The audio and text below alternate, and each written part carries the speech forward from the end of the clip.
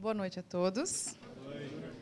Estou muito feliz de estar aqui hoje, enquanto empresa conveniada ligada ao Cresce. Antes de mais, eu gostaria de dizer que alguns desses papéis que estão na mesa têm um voucher. Esse voucher é um desconto, um prêmio que eu estou dando para quem tirar esses papéis.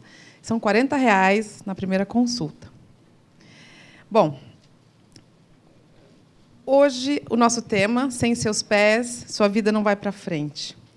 E aí eu pergunto para vocês, o que será que uma podóloga tem para me falar hoje, né? O que será de tão importante na nossa saúde que reflete nos nossos pés?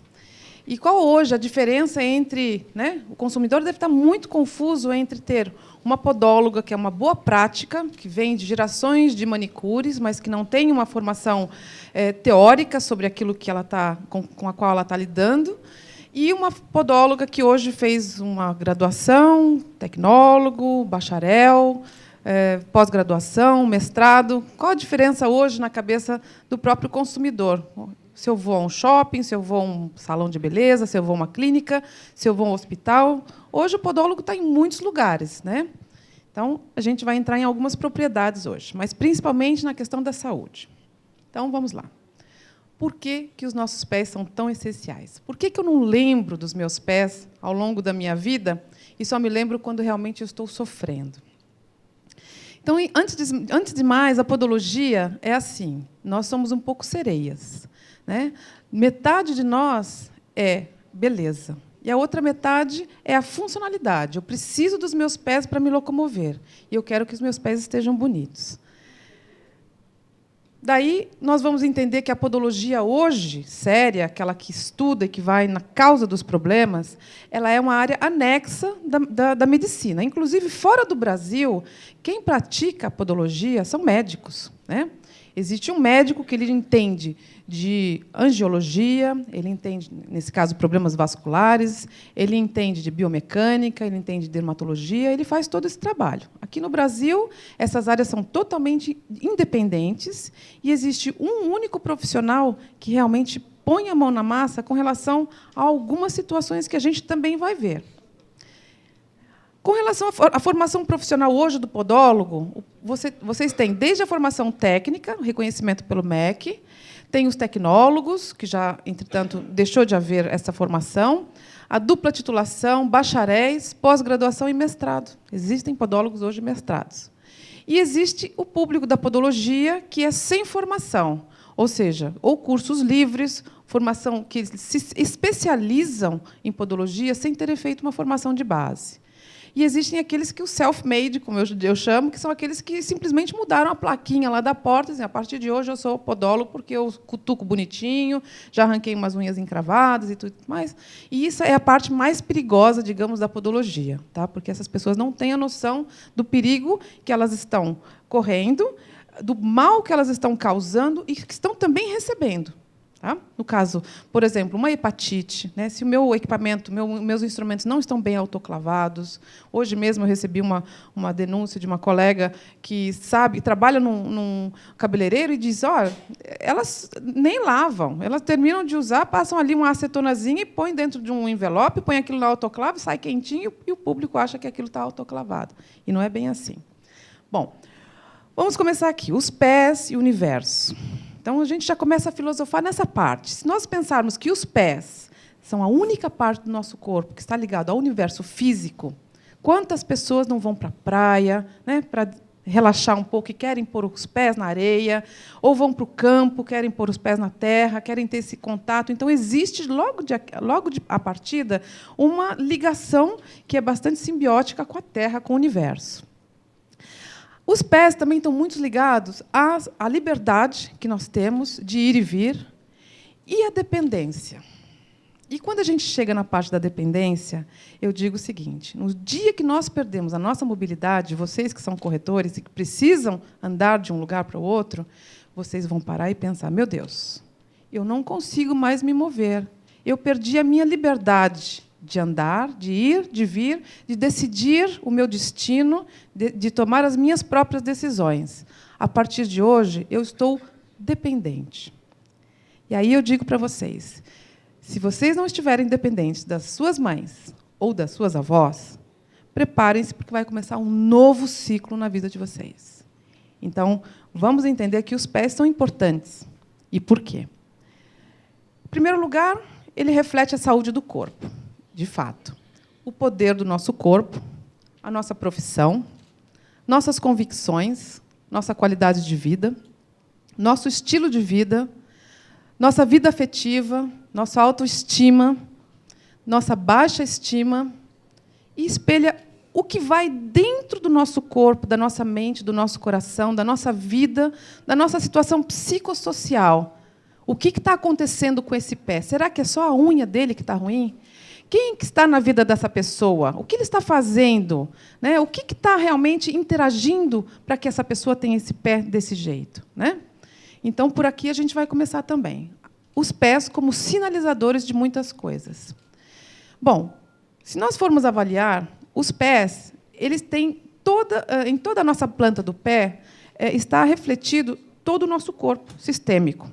Então, existe uma parte da podologia e da massoterapia que se chama reflexologia, onde, através digamos, da massagem, né, desses pontos, eu consigo curar alguns problemas, eu consigo amenizar alguns problemas. Obviamente que problemas sérios de saúde têm que ser tratados de forma mais técnica e médica, mas algumas situações nós conseguimos resolver com a massoterapia. Mas nós vamos também entender que muitos dos outros problemas do nosso corpo vão se refletir onde?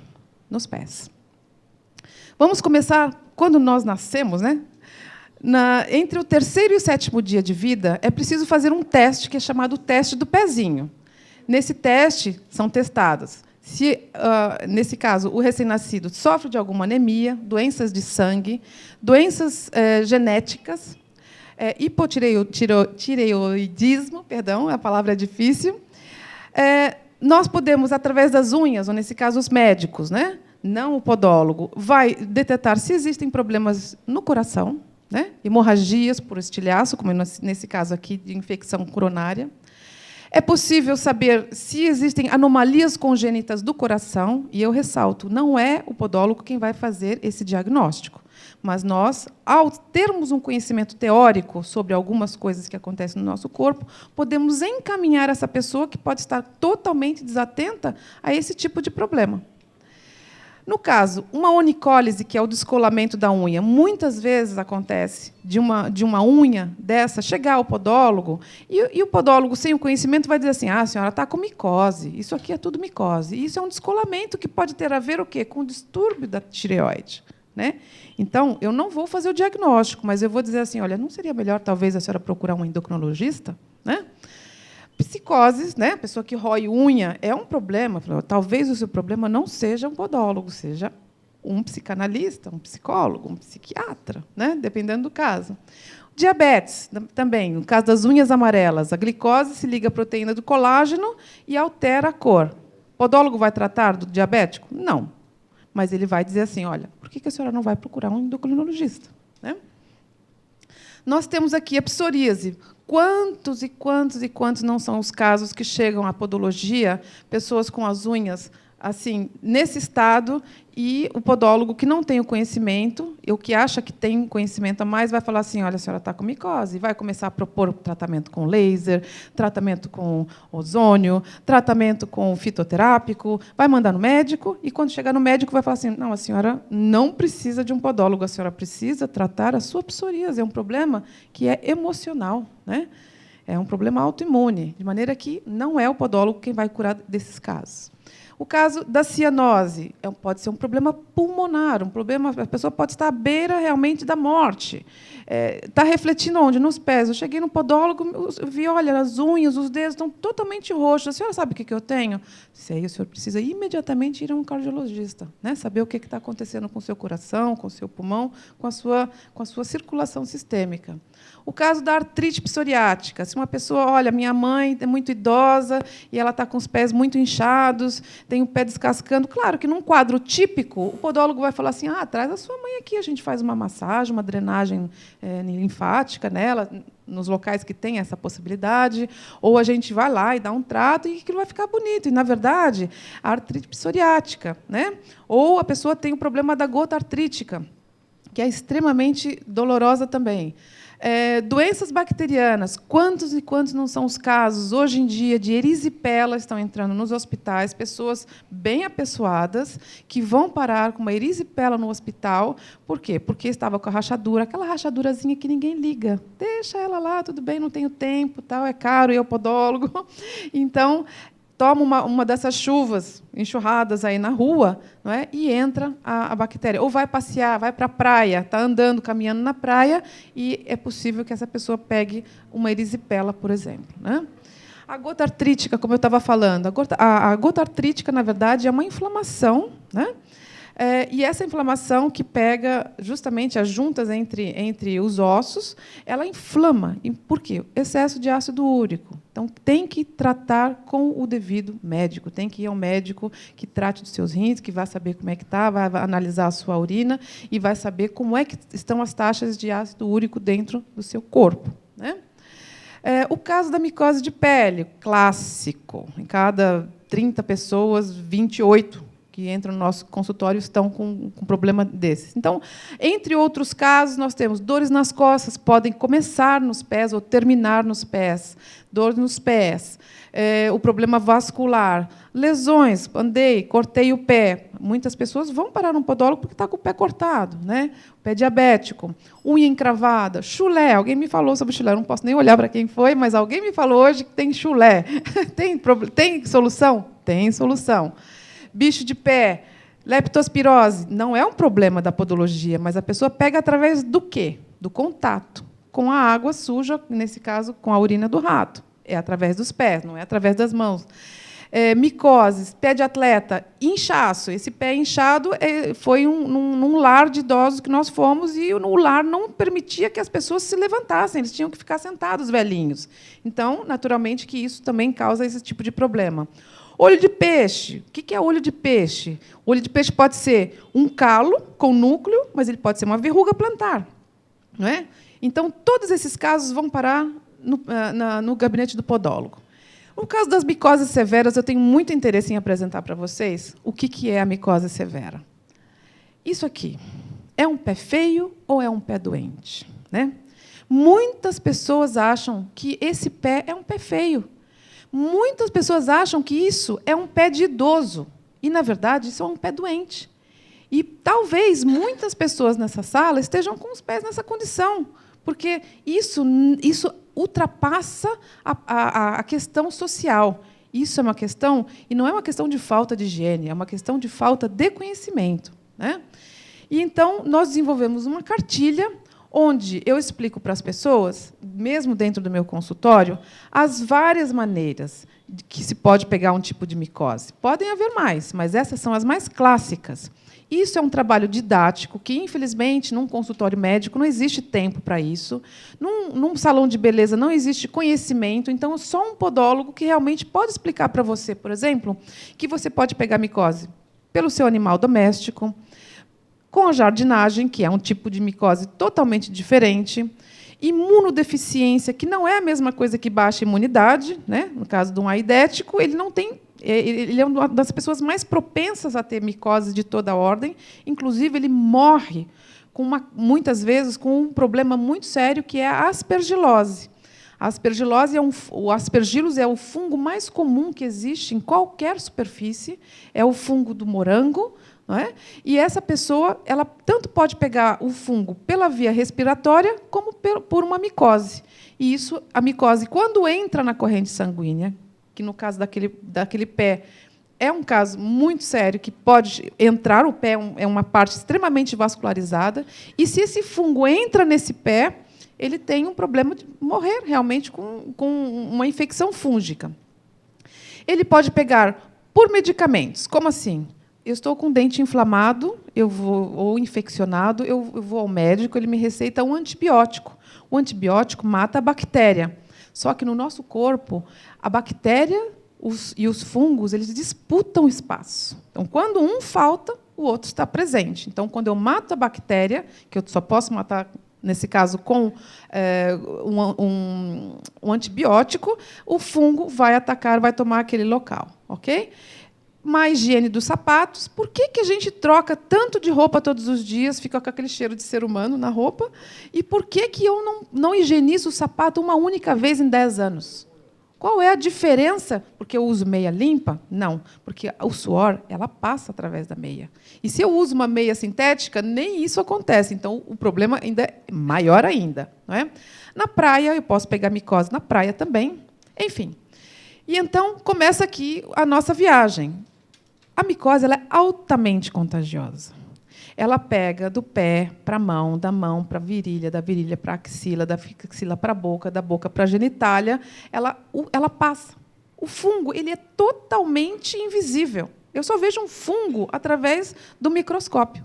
Então, no momento em que eu estou vendo alguma coisa, eu não estou vendo o fungo, eu estou vendo o efeito desse fungo. Né?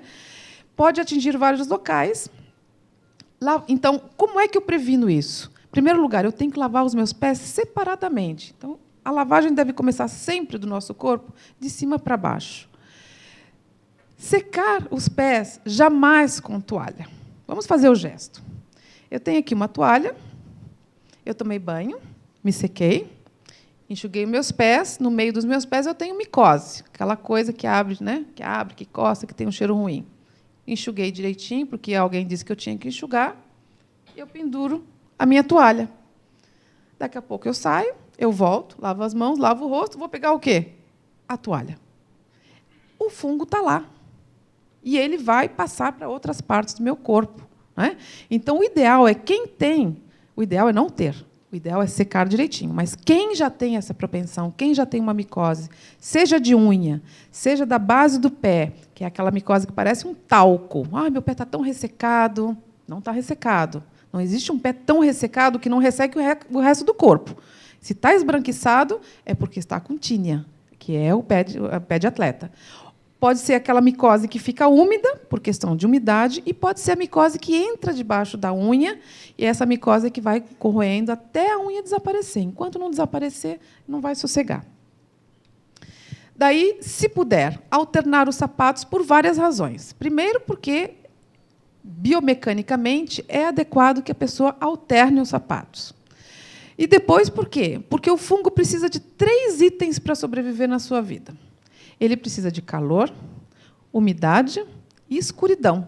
E é tudo o que ele encontra dentro dos seus sapatos. Então, se eu puder tirar os sapatos e fazer a higienização dele, deixar ao sol, qualquer coisa que não seja realimentando aquelas condições, vai ser melhor para a sua saúde. Jamais, nunca, na vida, se deveria lavar as roupas íntimas junto com as meias, desde que não se utilizasse um alvejante, por exemplo, as roupas brancas. Se eu tenho uma água sanitária com as minhas roupas claras, meias e roupas íntimas, não tem problema, mas isso não acontece com as roupas de cor. E as roupas de cor, normalmente, são sintéticas, e elas retêm toda essa contaminação. Então, o ideal seria lavar isso separadamente, né? Porque ele sobrevive. Não usar a mesma toalha nos pés do que nas partes íntimas. De preferência, não usar toalhas, mesmo que eu não tenha o problema do fungo. É melhor, realmente, secar entre os pés com o papel higiênico. Não compartilhar objetos pessoais. Acontece muitas vezes nas nossas clínicas, e todo podólogo sabe disso, vir uma família inteira com problema de fungos. Nossa, minha mãe tem, eu tenho, é uma praga, uma chaga. Pois é, muito possivelmente a gente compartilhou algumas coisas em casa, porque acha que, como eu amo, eu não vou ser contaminado com nada, porque a minha mãe me ama e ela não vai me contaminar com a micose dela. Não é assim. Perdão. Cuidados com salão de beleza, né? Isso é óbvio.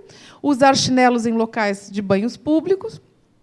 Utilizar antisséptico próprio para os pés, porque, atenção, antisséptico para sapatos não é necessariamente antisséptico para os pés. Em alguns casos, sim, não. Eu vou dar o exemplo do lisoforme. O lisoforme existe a versão que é para os sapatos, que é extremamente nocivo para a pele, pode desencadear uma dermatite muito séria, e existe a versão do lisoforme para os pés. Ok?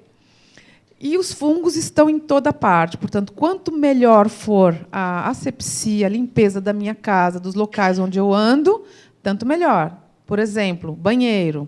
No banheiro, volto a frisar, é escuro, é úmido e é quente. Ou seja, tudo aquilo que cai de mim, do meu corpo, da minha pele, vai ficar no chão. Se eu não higienizar aquilo, junto com o sabonete, com o shampoo, com tudo que gruda um pouquinho que a gente não vê, o fungo vai ficar ali quietinho e vai esperar um momento para atacar. Visite um podólogo com frequência e ele saberá encaminhá-lo a um especialista. Portanto, os médicos são nossos amigos, nossos extremos aliados. Por que falha o tratamento?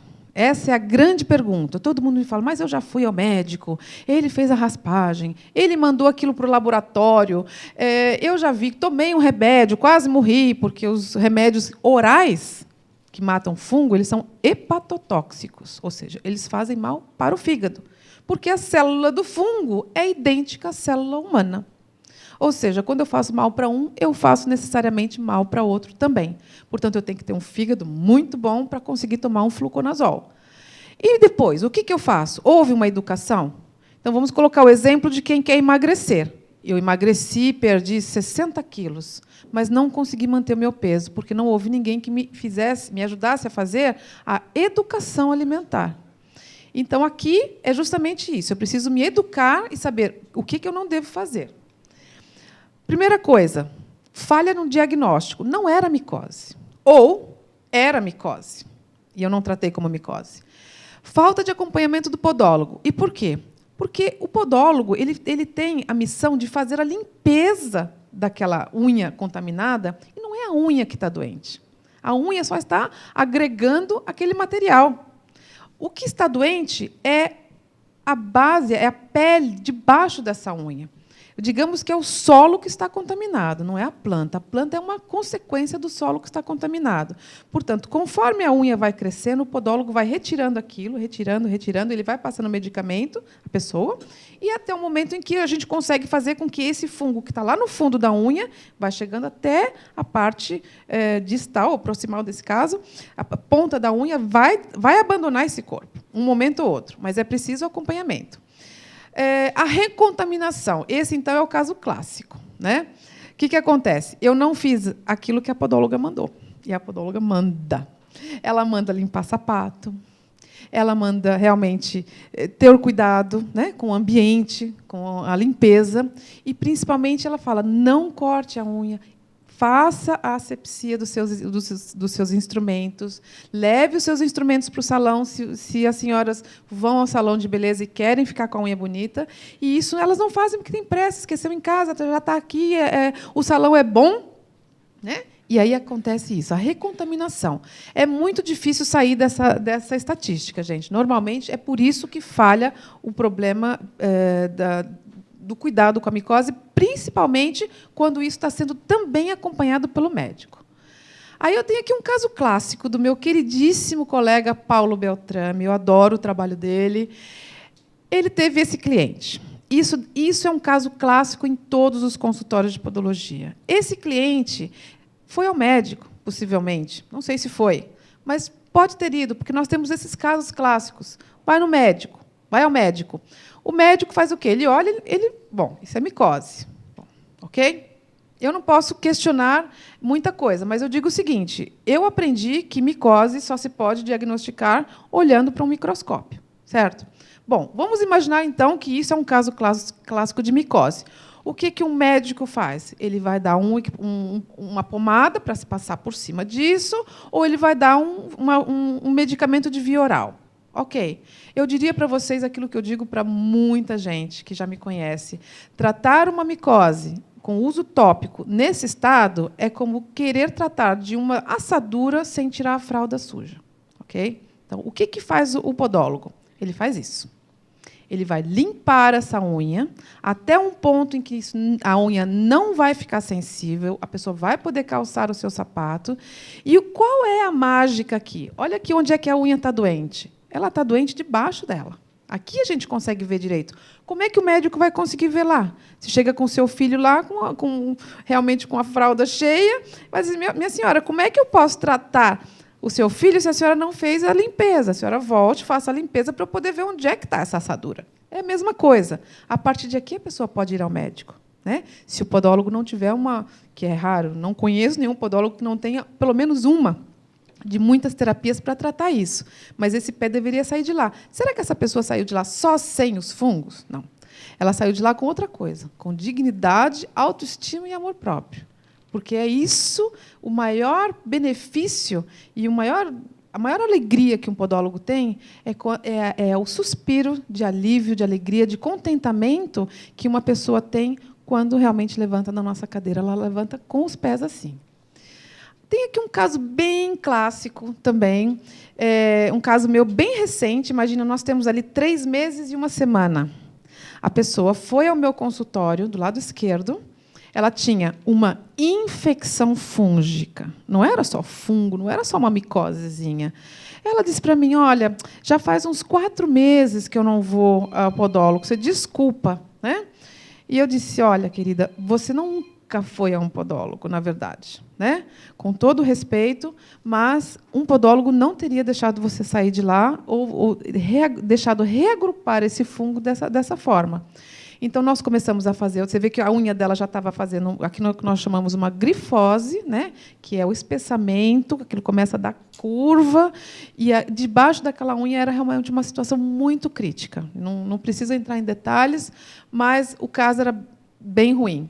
E nós fizemos o quê? Fizemos durante esses 3 meses, ela veio uma vez só por mês, fazíamos a limpeza e passávamos o fitoterápico. Só isso. Ao fim de 3 meses, vocês veem que a parte do leito da unha já começou a se reorganizar, a inflamação fúngica desapareceu e já estamos, esses 2 aparelhinhos ortodônticos, nós já colocamos para corrigir o leito da unha. Então, existe realmente possibilidade de cura disso. Okay? Aqui é o outro pé dela, chegou daquele jeito e agora já está assim, a cor da unha já está diferente e tudo mais. Isso sem grande investimento. Bom, a questão da produtividade é uma questão que eu abordo muito nas palestras, nas CIPAs, nas CIPATs onde eu participo. Por quê? Porque hoje em dia a gente pode não ir trabalhar porque tem uma conjuntivite, eu posso não ir trabalhar porque eu estou com uma dor de dente, posso não ir trabalhar porque eu estou com dor de cabeça, mas eu tenho um calo que está arruinando a minha vida. Eu tenho uma micose que, quando eu ando, ou uma fissura que, quando eu ando, aquilo sangra, e eu tenho que trabalhar porque o meu patrão não vai me dispensar porque eu tenho uma fissura. Dá um jeito. Vai num salão, corta a unha, alguma coisa. Né? Por que isso acontece isso? Então, acontece quando chega num caso muito grave, a pessoa, um caso grave que eu estou falando, é uma unha encravada que já infeccionou, que já tem ali uma couve-flor ali em cima, e essa pessoa vai ser encaminhada para um hospital, o hospital vai querer fazer uma cirurgia, que é extremamente dolorosa, vai ter que tomar antibiótico, vai acionar plano de saúde. Gente, um bom podólogo resolve isso bem mais depressa. E temos aqui um caso clássico. Essa unha está com nós chamamos uma onicocriptose, uma unha encravada. Tá? São 3 passos, como se fosse tirar mesmo um espinho. Né? Fazemos a retirada da espícula, como nós chamamos, é não invasivo, não existe sangue, não existe ferimento. Aquilo é como tirar mesmo um espinho. Fazemos o curativo e colocamos ali um cimentinho cirúrgico, que é aquilo que os dentistas utilizam, porque o cimento cirúrgico já é um pozinho que já traz um medicamento para restabelecimento da unha. Conclusão, duração do procedimento, 1 hora. Já contando com a avaliação, a preparação, a execução e a finalização. Okay? Ausência no trabalho, 2 horas. Eu retorno no mesmo dia, porque no momento em que aquela espícula sai do meu pé, eu deixo de ter dor. Eu posso ficar com o pé sensível, mas eu deixo de ter aquela dor que está arruinando com a minha vida. Custo do procedimento. Se fosse no caso de uma cirurgia, quantos dias você vai ficar fora? Pré-cirúrgico, fazer exame, plano de saúde, tudo mais, eu não vou nem colocar na planilha. Eu vou dizer que aqui, nesse caso, de uma forma geral, vai custar entre R$120 e R$400. Depende do quê? Depende de cada um de vocês. Por quê? Porque eu tenho que ver o estágio em que eu vou tratar disso. Se eu for deixar aquilo acumular, e aquilo vai crescendo, e a carne esponjosa vai cada vez ficando maior. Nós temos casos terríveis que eu nunca tive um caso muito grave, mas já vi coisas terríveis na internet. Basta vocês irem lá, unha encravada no Google, vocês vão ver o que existe de unha encravada. Até que tamanho que um granuloma, que é a carne esponjosa, que tamanho pode ficar? Aquilo não para nunca de crescer. É uma célula que vai ficar dando indicação para você que tem alguma coisa que está espetando. É o cérebro que está comandando ali. Enquanto eu não tirar aquela espícula do meu pé, aquele granuloma não vai parar de crescer, vai haver, então, passa da inflamação para a infecção, e aí começa o carnaval. Bom, no caso das mulheres, né? Temos aqui poucas senhoras, mas nós temos um problema muito sério. A mulher, no caso das micoses, é muito interessante, porque nós temos problemas totalmente antagônicos. Os homens, as mulheres têm micose porque cuidam demais, vão demais à pedicure. Os homens têm micose porque cuidam de menos, ou nunca cuidam, né? Então, as mulheres, é muito mais difícil. O homem ele põe o chinelo, a gente vê, ui, está ali a micose. A mulher não, porque a mulher esconde. Então, quando elas me perguntam, mas, Márcia, esmalte faz mal, né? A unha tem que respirar? Eu falo, gente, a unha não tem pulmão. Ela não tem que respirar nesse sentido, né? Claro que é bom fazer uma pausazinha de vez em quando, mas eu conheço pessoas que nunca tiveram problemas, né? O esmalte faz mal quando? Quando o conteúdo químico desse esmalte faz mal para a pessoa. Ela é alérgica àqueles ingredientes. Se não, ele não faz mal. Ele faz mal porque você esconde o problema que está ali, certo? No caso do salto alto, por que as mulheres chegam ao fim da vida, elas têm muito mais problemas de dores, de artroses, de artrites, do que os homens? Porque nós nos sacrificamos a vida toda para sermos bonitas, mais bonitas e mais elegantes. Agora, vejam bem, nós temos aqui esse plano. O calcanhar é a parte onde existem ossos mais robustos para suportar o peso do nosso corpo, seja ele 50, 100, 150 quilos. Os ossos, que nós chamamos os metatarsos, que são esses abaixo do dedo, são ossos de impulsão. Eles não foram feitos para segurar 90, 100 quilos. Então, imagina uma senhora obesa em cima dos pezinhos durante horas, né? É uma violência. É uma violência para o corpo. E, ao fim de alguns anos, ela já não vai aguentar aquela vida. E nós temos aqui ossos, nervos, articulações, músculos, tudo isso sofre. Chega um momento que o corpo pede redenção. Pelo amor de Deus, me tira dessa pessoa, né? E é isso que acontece. Aqui, o caso clássico da joanete. Márcia, eu estou com joanete, você cura? Não curo. O ortopedista cura, ele corta. Por quê? Porque o meu pé está dentro de um sapato. Olha a outra violência, né? Durante um dia inteiro, eu estou empurrando no 80, 90, 100 quilos dentro de um sapato fechado, né? Como é que o dedo não vai montar? Né? Será que a gente consegue fazer isso plantando bananeira? Né? Vou tentar fazer isso com as mãos? Né? O que vai acontecer com a minha vida? E é isso que acontece aqui, nesse caso, com os sapatos. Tá? Eles apertam o pé, o osso salta, e depois só com cirurgia mesmo. E eu digo para vocês, porque eu já operei as minhas, é traumatizante. E já teve gente perdendo casamento por conta de sapato. Então, vamos tomar cuidado com isso, né? Trabalho multidisciplinar. Né? Nesse caso, nós queremos, enquanto podólogos, trabalhar multidisciplinarmente com médicos para que possamos dar algumas soluções. E hoje já é quase possível. Quando uma pessoa entra no consultório do podólogo, a primeira coisa que a gente nota, na verdade, a gente nota muita coisa. Né? Quando uma pessoa senta na nossa cadeira, através dos pés, nós conseguimos saber muita coisa sobre essa pessoa. Aquilo que as imagens que nós passamos inicialmente. Mas sabemos também que, em termos de pisada, aquela pisada não está correta. Então, possivelmente, aquela pisada precisa ser consertada de alguma forma. O eixo do corpo está fora do local e ela precisa realmente encontrar o eixo certo. Então, se a pisada é supinada, a gente vai ver até na areia da praia que tem mais marca ou menos marca de pé consoante a situação. E o que eu quero dizer com isso? Que todas as pessoas, acho que 99% das pessoas no universo, em algum momento, têm algum tipo de dor nos pés. Ou nos pés, ou nos joelhos, nas articulações. Não é? E que existem realmente situações em que a gente consegue eliminar ou atenuar esses problemas. Então, vamos colocar a coisa da seguinte forma. A indústria dos calçados não pode fazer um calçado para cada cidadão no mundo. Mas as palmilhas personalizadas podem, sim, resolver muitos problemas. né? Atenuar muitos outros, colocar o nosso eixo no nosso corpo, já não vou ter tanta calosidade. Às vezes, uma pessoa chega lá com muita calosidade de um lado, o problema não é aquele pé que está com a calosidade, o problema é outro, no outro lado, que ele está compensando, né? Está marchando de uma forma, como nós chamamos a marcha... agora eu esqueci o nome, perdão. Tem uma marcha que existe que realmente a gente nota que a pessoa está com dor, e, nesse caso, nós tentamos atenuar, mas isso é um trabalho multidisciplinar, tem que ter médico, tem que ter fisioterapeuta, e o podólogo pode ajudar em alguma coisa, sim. Ok? Aqui, limite de atuação. Quando eu estou falando em palmilhas, eu volto nesse assunto, porque é importante, não é entrar numa loja e comprar uma palmilha, e, por isso, eu coloquei essa fotografia. Ok? Ninguém entra numa loja para comprar um aparelho dentário, certo? Por quê? Porque tem que ir a um dentista, avaliar aquela arcada dentária, fazer um instrumento, um material que seja para aquela boca, e não servem para duas pessoas. Então, a mesma coisa acontece com os pés. Ossos dos pés, arcada dentária e impressão digital são únicas. Deus nos deu, a cada um, uma identidade única. Portanto, eu não posso comprar uma palmilha que seja uma palmilha corretiva e que serve para toda a minha família. Impossível, como eu não posso usar o mesmo aparelho em bocas diferentes. Ok?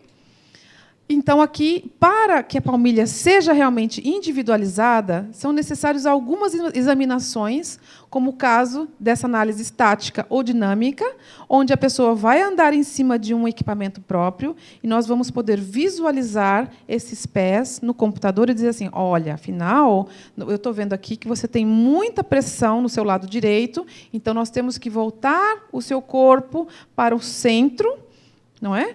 E vamos equilibrar isso com uma palmilha que vai ser feita com elementos para isso. É assim que são feitas as palmilhas individualizadas. Ok? Diabetes. Outro assunto muito interessante, e aqui a gente vai realmente entender o que é o pé de risco no caso dos diabéticos. Não quer dizer que todos os diabéticos tenham pés de riscos, mas quer dizer que muitos dos pés de risco são diabéticos.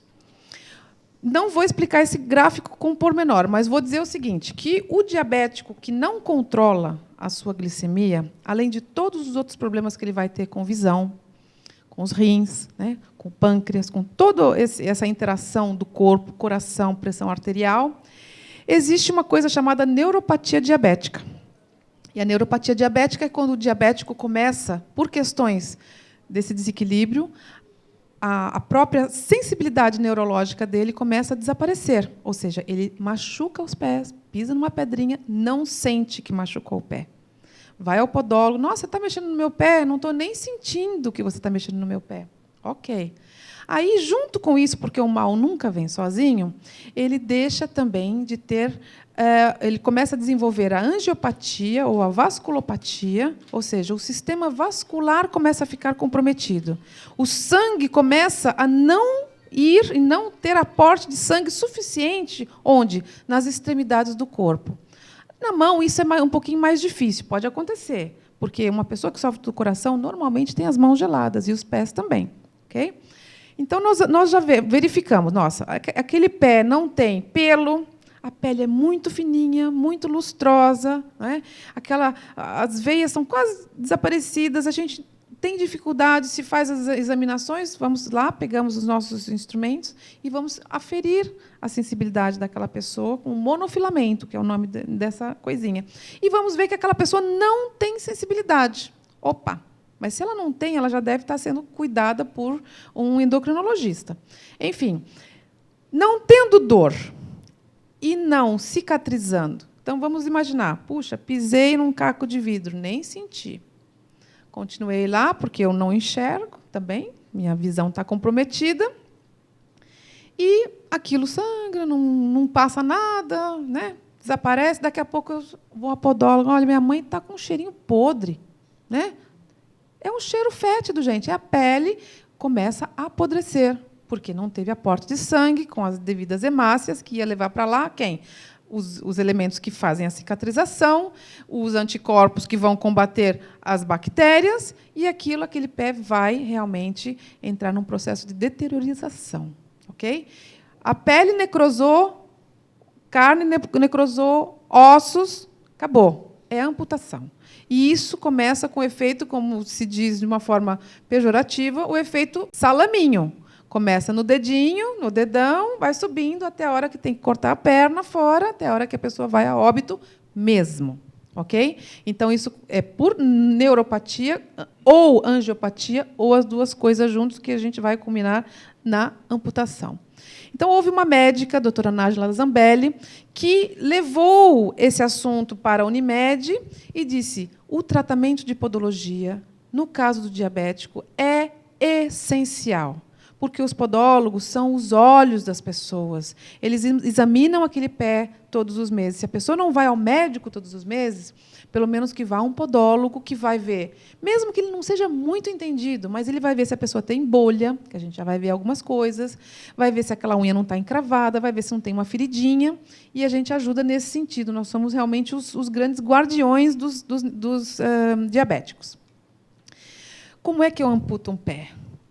Quais são as razões? Pode ser por uma picada de inseto. Cocei, não percebi que picou, mas eu cocei e aquilo fez uma ferida, entrou uma bactéria, porque quando eu cocei, eu não lavei a mão primeiro para coçar, né? Cocei, pronto. Sapato apertado, micose é o número 1 do problema dos diabéticos, até porque, se eu tenho falta de aporte de sangue, eu não tenho aporte de anticorpos para combater o quê? Esses fungos que estão lá. Então, normalmente, acho que quase 100% dos diabéticos têm micose, né? Por conta disso. Lesões, não é? Então, fui a pedicure, ela fez um bifinho, foi só um bifinho. Pois é, quantas pessoas não devem já ter morrido, amputadas, por problemas realmente de tirar um bifinho, ou elas mesmas, né? Cutucar feridas, bolhas, unha encravada, pedra nos sapatos. Então, são algumas das situações clássicas que levam uma pessoa, um diabético neuropático isquêmico, à amputação. Bom, gente, é assim, eu fiz essa palestra nos Correios, tá? E quando eu fiz aqui uma brincadeira com eles, que eu gostaria também que ficasse simbólica para vocês. Os Correios existem há 350 anos, e eu fiz essa pergunta. Em 350 anos, alguém perguntou: como vão os seus pés? Né? Quão importantes são os nossos pés? E aí eu fiz uma brincadeira com eles. Vamos imaginar, porque isso serve direitinho para vocês, porque vocês andam muito, né? Se um carteiro anda 5 km por dia, fazendo uma regra rápida aqui, ao mês são 100 km, ao ano são 1.200 km, em 30 anos de carreira, ele andou o equivalente a 36 mil quilômetros. Né? É uma conta matemática. Né? Então, 36 mil quilômetros, se eu andar para frente, para trás, para o lado, se eu andar para cima, o que são 36 mil quilômetros? Né? 36 mil quilômetros é a distância exata de se alocar um satélite em órbita. Isso quer dizer que em 30 anos de trabalho, um carteiro estaria distribuindo cartas no espaço. Né? Como será que estaria o pé dessa pessoa? Né? Eu pergunto, será que os calos são assim tão subliminares, são tão pouco importantes que a gente não tem que tomar o devido cuidado? Né? Será que quando eu perder a minha mobilidade, eu vou entender que, afinal, aquilo era realmente necessário? E aí eu digo o seguinte: os nossos pés, eles não são só necessários para a questão profissional. Eles até isso é quase que o de menos, porque, além realmente da questão profissional, existem todas as outras atividades onde eu preciso do meu pé. Não é só para trabalhar. Eu quero fazer o meu esporte, eu tenho o meu dia a dia, o transporte cheio, né, a minha vida cheia de atividades, os meus hobbies. Eu quero desfilar na escola de samba. Como é que eu vou desfilar na minha escola de samba? Como é que eu vou jogar o meu futebol de fim de semana? Como é que eu vou pegar, transportar as minhas coisas de um lado para o outro, minha família? Como é que eu vou viajar, fazer férias, se eu realmente não tenho os meus pés em condições? Né? Como é que eu vou dar o meu rolezinho no shopping, se realmente meu pé não está em condições? Né? Impossível. Então, eu digo para vocês, cuidados preventivos, né? Informação, que é isso que vocês estão tendo hoje. Alimentação. Márcia, a unha demora... Quanto tempo eu vou ter que fazer isso? Depende de você. Como é que está a sua alimentação? Está comendo bem? Né? Está comendo bastante cálcio, bastante laticínio, bastante feijão, bastante leguminosas, que tem muito ferro, né? Cálcio. Você que vai me dizer como é que está crescendo a sua unha, como é que o seu corpo está se revelando para essa cura, porque quanto melhor for o seu estilo de vida, quanto melhor tiver a sua situação psicológica, psicossocial, melhor vão estar as suas células, elas vão estar se multiplicando, e é essa multiplicação de células que vai permitir que o seu corpo se cure desses problemas, né? Diz uma coisa, o que a senhora falou do morango? Como é que tem que se proteger desse morango? Eu gosto muito de morango. E daí? Tem que lavar, tem que... Isso. Eu mencionei o morango porque, quando o morango cria aquela crostazinha verde, é porque ele já está em estado de deterioração, né?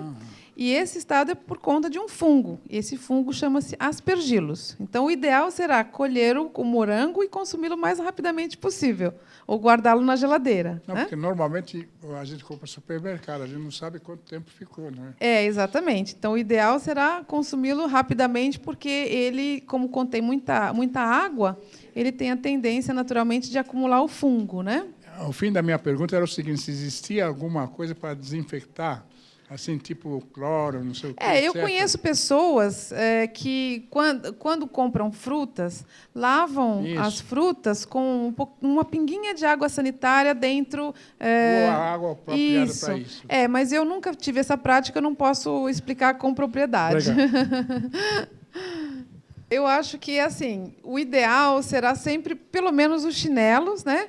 Mas é muito difícil, porque, na verdade, a praia, hoje em dia, já tem um pouquinho mais de cuidado, porque já não dão tanto acesso aos cachorros, né, para entrarem na praia. Mas existem outros problemas na praia que não são só a micose. Por exemplo, as aves. As aves trazem aquelas pulgas. E as pulgas são os pulgões que entram, são tungíase, o nome que nós damos, que é o bicho de pé. Eu acho que o bicho de pé hoje ele é mais perigoso para a saúde das pessoas do que propriamente a questão da micose, porque hoje os animais já estão mais afastados, né? Mas existem outros riscos. Outra questão muito importante: quando uma pessoa tem a fissura, né, a rachadura, ela está andando na praia e aquele micro-organismo da areia está entrando lá dentro. Ela vai atravessar aqueles canais, né, das praias, ela está pisando em água contaminada. Então, isso é uma autêntica roleta russa. Então, eu diria, em primeiro lugar, mantenha os seus pés tratados. Por quê? O nosso corpo ele é uma armadura. Muito pouca coisa. No caso aqui, até acho que só a leptospirose é o tipo de micro-organismos que entra de fora para dentro, assim, sem haver rompimento da pele. Se a sua pele está íntegra, muito dificilmente alguma coisa vai entrar sem que haja uma lesão. Então, até pelo pH da sua pele, bater um fungo ou uma bactéria, a tendência é morrer, porque é isso que acontece. Para isso que serve o nosso pH, que é realmente ácido. Se realmente, por que um ser vivo, quando deixa de ser vivo, ele começa a se deteriorar muito depressa? O cheiro e tudo. Por quê? Porque toda aquela ação de proteção, de anticorpos, de pH, apaga a luz, deixa de existir. E a pessoa começa, o estado de deteriorização começa muito depressa. Evitem a tentação de repetir as meias. Mesmo que elas estejam aparentemente limpas, o que está na meia do nosso corpo é invisível. Então, primeira coisa, sempre trocar as meias, todos os dias. Se a gente troca a camisa, se a gente troca a roupa de baixo, troquemos as meias também. Não vamos cair nessa tentação, está limpinha, vou repetir. É a primeira coisa. Por quê? Está limpa. Estou aqui. Né? E não é, porque é invisível. A ameaça ela é invisível. A segunda coisa são os talcos antissépticos ou cremes antissépticos, são maravilhosos para realmente manter o seu pé hidratado, porque ele hidratado não vai rachar, e manter o pé com antisepsia até pelo menos às 12 horas. Terceira coisa, higienizar os sapatos. Né? Como eu já falei, é importantíssimo. Pelo menos, eu não vou nem dizer uma vez por semana, porque já é um abuso, mas eu vou dizer uma vez por mês. Dar uma borrifadinha, né, com o lisoforme, ou qualquer coisa que possa realmente, né, dar uma atenuada naqueles animais que estão lá colonizando o seu sapato. Deixa ao sol um pouquinho, porque isso vai adiantar. Uma coisa importante que alguém falou para mim hoje, Márcia, eu tenho chulé. Chulé, gente, é a coisa mais simples que existe. Chulé, se ele não for oriundo de uma doença sistêmica, que é muito raro, ele é água com bactéria. Não existe outra possibilidade. Água do corpo com bactéria. Tem gente que corre uma maratona, sua e não fede. E tem gente que sai do banho, bastou aquele calorzinho, já está realmente com odor. Bactéria. Então, vamos realmente lavar. Se o sabonete não estiver adequado, procura um sabonete um pouquinho mais caro, ou vai a um dermatologista saber o que está acontecendo, um endocrinologista para saber o que está acontecendo com as suas glândulas sudoríparas, mas tudo tem solução. E chulé também, que é a bromidrose. Sapato, lavar. É porque a gente acha que não tem nada, mas está lá. Ele é microscópico. Se colocarem um sapato debaixo do microscópio, nós vamos ver que aquilo é realmente uma cidade. Aquilo é uma vida, é um universo exatamente colonizado. Então, tem a ver só com isso, tá, gente? É higiene. Boa noite, Márcia. Boa noite. Parabéns pela palestra. Obrigada. Eu sou atleta, sou corredor, isso há mais de 30 anos. E, no comecinho, quando não tinha ainda muito conhecimento, eu usava os meus tênis, o mesmo tamanho do sapato, e aí demorei um pouquinho para aprender que eu deveria usar o tênis um pouquinho maior, né? Exatamente. Hoje eu uso meio ponto ou até um ponto maior e acabou o problema. Certo. Só que no comecinho, nos primeiros anos, eu sou maratonista. Nos primeiros anos, eu cheguei a perder algumas unhas dos dedões por causa disso. Da lesão, né? isso. E cheguei a fazer cirurgia até, né, no ambulatório médico, né, da própria empresa.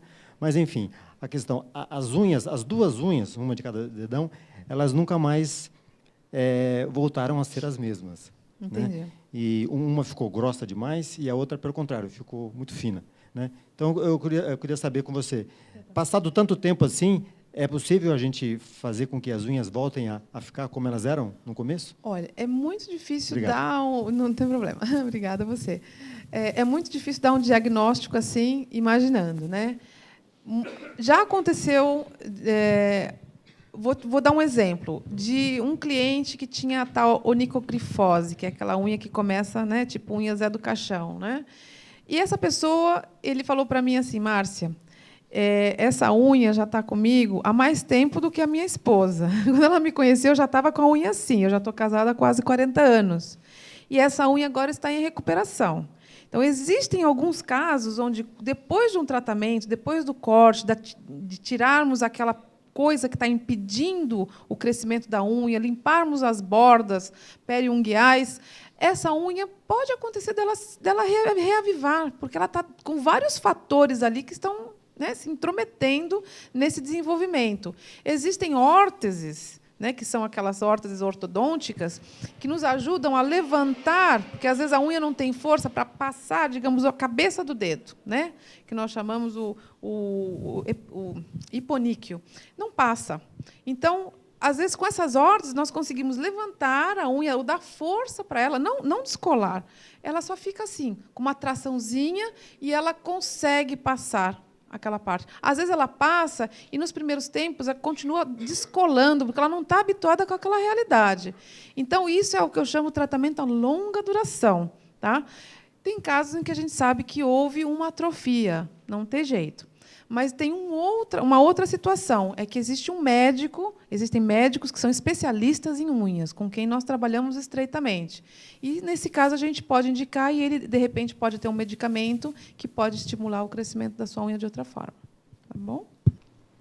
E aqui, para vocês saberem, existe, então, essa podoação, que é uma ação social do meu trabalho, onde nós vamos para as comunidades, nós vamos realmente levar esse alívio para as pessoas e o conhecimento do que nós fazemos. E é isso, gente. É a mensagem que eu tinha para passar para vocês. Espero que tenham gostado.